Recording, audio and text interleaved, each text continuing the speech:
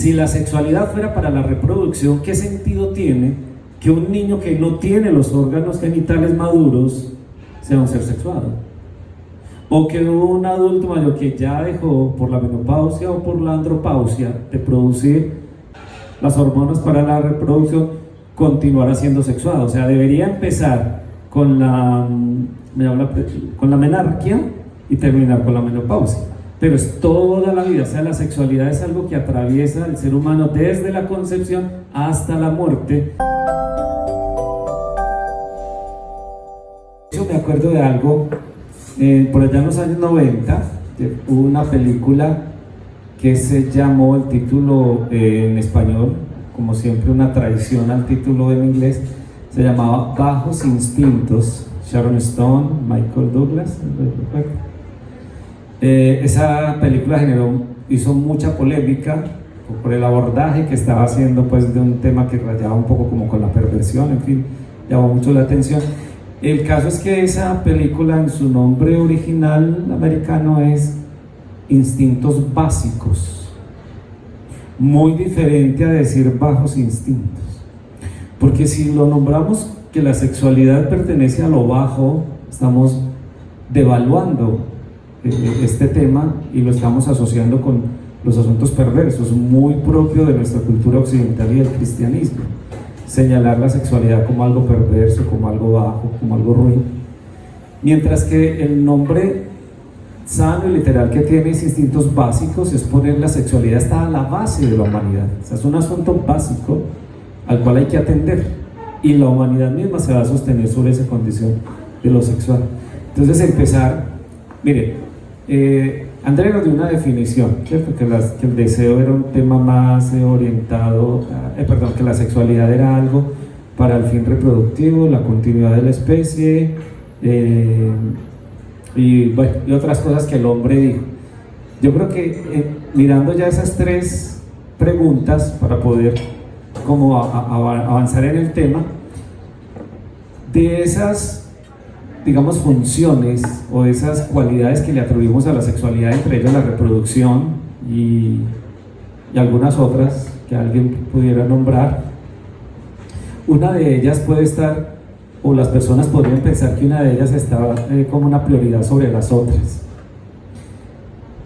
La mayoría de las personas creyeron por mucho tiempo, por muchísimos años, que la función de la sexualidad era la reproducción, para que se pueda perpetuar la especie. Al fin y al cabo, esa es una ley básica de la biología y de la genética y de la evolución, ¿cierto? A través de la sexualidad vamos a perpetuar la especie, y eso está muy bien en toda la línea evolutiva, hasta los mamíferos, digámoslo así, de los cuales nosotros también hacemos parte.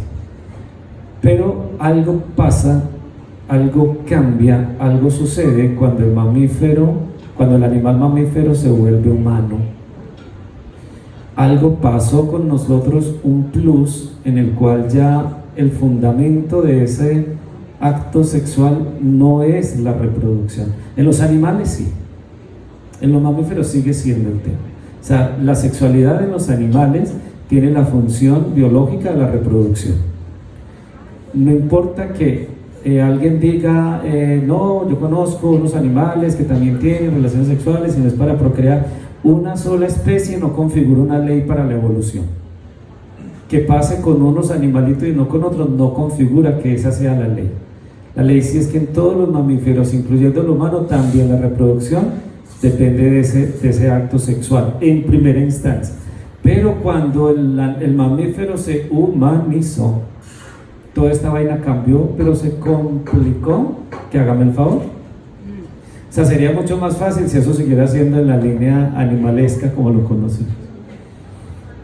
Y lo que pasó es que ya en el animal humano, la sexualidad no cumple como primera función la reproducción, sino que la primera función es descargar la tensión. Sí, o sea, generar placer a través de la liberación del estrés. Es decir, no hay método que mejor libere el estrés humano que la sexualidad. Un método natural, comprobado obviamente por la ciencia. Todo lo que moviliza la intimidad y el acto sexual en términos de la liberación del estrés y de la producción de placer. Entonces la gente le dice a uno, venga, pues esto está como muy perverso. A ver, ¿usted dónde sacó eso? ¿Cómo así que la sexualidad es para el placer? No, si los mandamientos de la ley de Dios y la religión y si van a tener hijos, si van a tener sexos porque van a tener hijos, y todo ese cuento. Miren el argumento, porque es que no se trata de que yo haya inventado cosas. Los niños y los adultos mayores son seres sexuados, son seres que experimentan la sensualidad y el placer de los sentidos y de la carne. Incluso las últimas investigaciones en genética o simplemente en la medicina nos han permitido incluso visualizar a través de ecografías y otras formas muy avanzadas que incluso el feto en el vientre materno tiene erecciones en el pecho. Un feto estimulado por las emociones de la madre que se nos comunica. Y el viejito verde, ni me diga, el de 90. Entonces, si la sexualidad fuera para la reproducción, ¿qué sentido tiene que un niño que no tiene los órganos genitales maduros sea un ser sexuado? O que un adulto mayor que ya dejó por la menopausia o por la andropausia de producir las hormonas para la reproducción, continuará siendo sexuado. O sea, debería empezar con la menarquia y terminar con la menopausia, pero es toda la vida. O sea, la sexualidad es algo que atraviesa al ser humano desde la concepción hasta la muerte, porque la finalidad entonces no es reproducirse. Si fuera a reproducirse, empezaría en cierta edad y finalizaría en otra, y atraviesa toda la existencia. Entonces la primera función es el tema del placer. Pero cuando vamos a hablar del placer, entonces ahí la cosa se nos va a volver muy complicadita, porque ¿cómo se produce el placer? Y entra entonces todo este otro tema que mencionábamos ahora, el asunto del deseo. ¿Cómo entender cómo se produce el deseo en los humanos? Lo que anteriormente en los mamíferos, por esa condición absolutamente biológica de la reproducción y de la perpetuación de la especie, se regía por lo que llamamos instintos. Entonces el macho sabe elegir cuál de las hembras es la mejor para transmitir sus genes. La busca y con esa tiene su acto sexual. No le importa si está hermosamente teñida su cabellera o como esté, no le preocupa.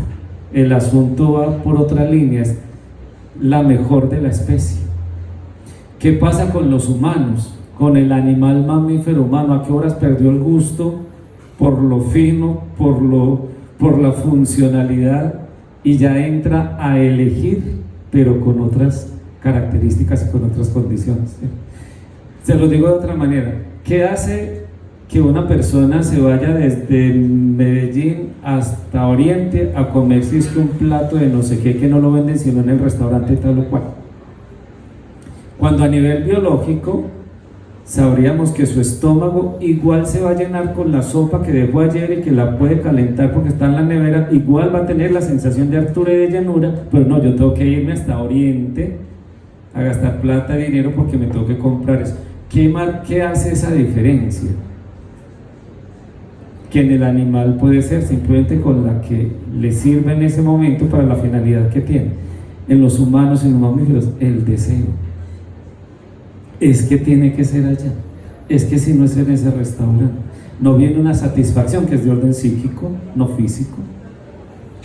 Pero entonces eso complica las relaciones a más no poder, porque ya ven ustedes entonces cómo lo que tenía una finalidad biológica de descarga de la atención y generación del placer, ahora se quedó limitado porque el deseo no permite que se cumpla. Y aunque esté tenso y cansado, pero tengo problemas con ella, tengo problemas con él, no acudo, no uso el recurso de la sexualidad, que es absolutamente biológico, natural, tan digamos a nivel de las necesidades básicas está, que tener sexo debería ser para nosotros tan natural como comer porque se tiene hambre o dormir porque se tiene sueño. Pero si en la relación de pareja yo coloco el sexo como un premio o un castigo, no te lo mereces, no te lo doy. Pues a nivel de qué estamos llevando entonces lo humano, ¿sí? Un tema de control, un tema de poder, ¿sí? Y eso es lo que tenemos que empezar a cambiar, a transformar, porque no lo podemos seguir manejando de esa manera. Piénsenlo de esta manera: si usted no tiene sexo con su pareja, independientemente de que tenga o no tengan problemas, equivale a que usted no le quiera dar comida a él o a ella porque está enojado con él o con ella. Con eso no hay pelea, muchachos. Yo veo a Jeff como muy callado, como por allá, como en terapia, como si se quisiera ir para allá, para las mesas. A ver. Buenas noches, ¿cómo están todos? No, la verdad, lo que pasa es que cuando uno escucha, se imagina cosas. No sé si ustedes están en la misma película que yo, es decir, al escuchar, por supuesto, a Jorge hablar del tema, me imagino una cantidad de situaciones y de momentos, y por supuesto, me he visto ahí, y claro, estoy aquí para aprender. Y respecto al tema, Jorge, pues por supuesto que la sexualidad es tan importante, el deseo, tener deseo siempre va a ser algo relevante, y poder satisfacer de alguna manera ese deseo con la persona que elegiste, con tu pareja, muchísimo mejor aún. Ahora, siempre uno hace este tipo de preguntas: ¿cuál es la clave para tener siempre esa llamita del deseo encendida, para que mi sexualidad, para que mi vida en pareja sea placentera? Esa es la pregunta, porque incluso a veces me he sentado con mi padre, le tengo más confianza, y yo: ¿vos cuántos años llevas de casa? Amigo, ya voy para 40. Yo: ¿vos cómo haces, bro? Yo le digo: ¿vos cómo haces, bro? Entonces, es ese tipo de cosas que uno piensa que lo va a tener siempre, pero que también va a haber unos altibajos, ¿no, Jorge? Digo yo.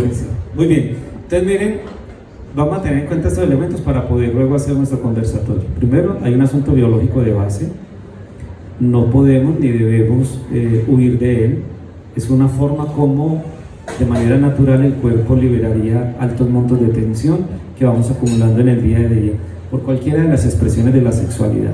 Comencemos incluso también por reconocer que a veces las prácticas autoeróticas han estado muy señaladas y juzgadas en un contexto religioso y social, cultural, que no tiene por qué ser así, porque el autoerotismo cumple también la función de la satisfacción de la necesidad del deseo. No siempre tengo que, o no siempre voy a estar en una relación de pareja, o no siempre tendré que tener a una persona a mi lado. Hay prácticas que son del propio autoerotismo absolutamente valiosas y que incluso estimulan a la persona para poder tener luego encuentros mucho más satisfactorios. Es como un encuentro conmigo mismo y mi intimidad que después soy capaz de compartir con un otro. Además van a ver lo importante de eso, porque usted tiene que conocer su cuerpo, sus zonas erógenas, para poder saber después cómo le va a decir a su pareja que desea gozar de un acto íntimo. Eso no lo puedo dejar a que mi pareja lo adivine o lo suponga. Yo tendré que conocer mi cuerpo y tendré que decirle a mi pareja qué me gusta y qué no me gusta. Si no conozco mi cuerpo, ¿cómo voy a saber que voy a poder disfrutar mejor de él? Entonces, hay un componente biológico que tenemos que respetarlo y tenemos que darle un lugar. Vamos al segundo componente, que es el que nos preocupa, el psicológico, el que sostiene el tema del deseo. ¿Cómo se genera el placer en los humanos? Serio problemita de acá, hombre, ya, porque el placer es un aprendizaje. Otra persona a mí me estimuló, me formó, me censuró prácticas que podrían resultar o no placenteras, es decir, desde la infancia. Por eso la sexualidad es una de las áreas más traumáticas de la humanidad, porque es un tema tan sutil que cualquier alteración en él pudo haber producido desde lo perverso hasta simplemente lo traumático, o estimular o favorecer algunas prácticas no convencionales del placer, o reprimir e inhibir el sujeto hasta generar unas situaciones que hoy en día en las relaciones de pareja vuelven a salir como una consecuencia de haber vivido un suceso traumático en la infancia. Entonces, el placer está asociado con aquello que a mí me estimularon de pequeño mis padres, generalmente la madre, que es la que tiene una relación tan particular con su criatura en los primeros años cuando es más vulnerable. ¿Ibas a decir eso? Sí, que antes de que le des la respuesta, yo quiero saber, no sé si acá también en el público, ¿qué respondió el papá de Jeff? no por chisme, sino porque eso es lo que nos transmiten y son esas primeras personas, la familia, los amigos, la cultura, a la que acudimos, ¿cierto? Antes de ir donde un profesional, entonces le preguntamos a Raimundo y todo el mundo, venga, ¿y cómo hacer para mantener esa llamita ahí viva? Usted lleva 40 años de casado con mi mamá, ¿y cómo hace? Pues como que nos empezamos a limitar y acudimos a esos primeros espacios. Entonces, antes de que Jorge hable desde la ciencia, yo quiero saber qué dijo el papá de Jeff. No, mi padre me dijo algo corto y casi que silencioso y era confianza. Yo le decía, pero papá, mi mamá, pues porque yo le quería preguntar, ¿cómo haces? Y más porque mis padres viven con mi hermano, tengo un hermano especial, ellos viven en Río Negro, y siempre, no sé si ustedes lo han notado, siempre quien toca esos temas en pareja normalmente es la mujer. Lo voy a decir de esta manera, estamos en una conversación de familia, yo estoy casado, tengo mi esposa, mi hermana también es casada, pero siempre mi madre decía, no, es que su papá, por decir, ya no me toca, cosas así. Mi mamá a veces lo expresaba, entonces en un momento privado yo le decía, viejo, lo haces, bro, no, confianza, mijo, confianza. Entonces, y mi papá es demasiado, conmigo es muy abierto, pero con los demás es muy reservado, no tímido, sino muy reservado. Casi que para hablar hay que sacarle las palabras, hasta para un te amo, para un hijo, para una hija.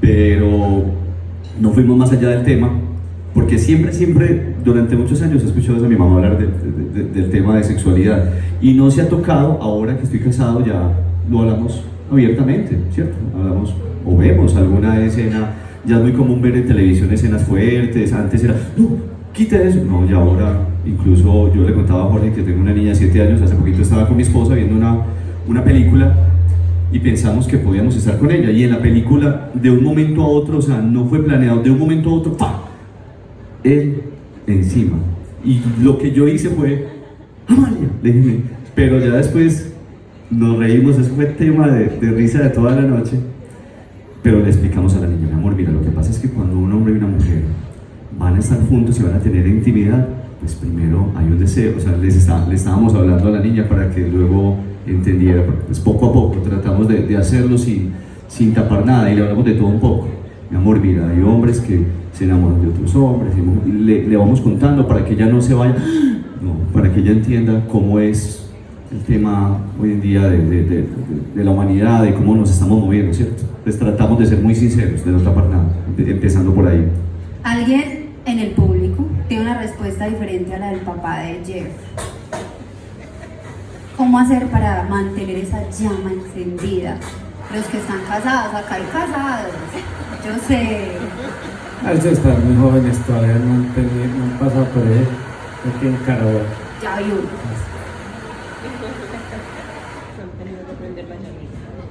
Hola, ¿qué tal? De nuevo yo.